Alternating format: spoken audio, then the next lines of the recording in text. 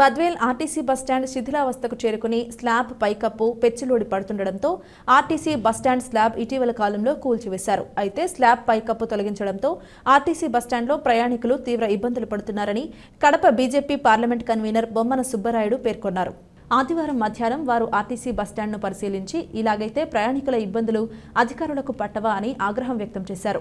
RTC డీఎంను సంప్రదించగా RTC bus stand శిథిలావస్థకు చేరుకోవడంతో పైకప్పును కూల్చివేయడం జరిగిందని, త్వరలో పనులను ప్రారంభించి ఆర్టీసీ ప్రయాణికులకు మెరుగైన వసతులు కల్పిస్తామని చెబుతున్నారని, ఇది సమంజసం కాదన్నారు.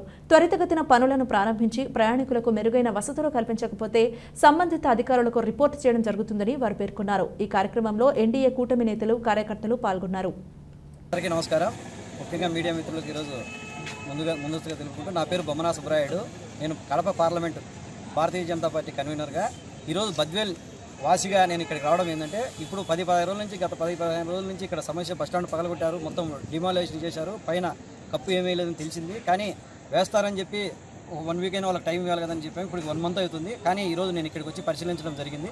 ఇందులో భాగంగా ఇప్పుడు డిఎం గారితో మాట్లాడాను.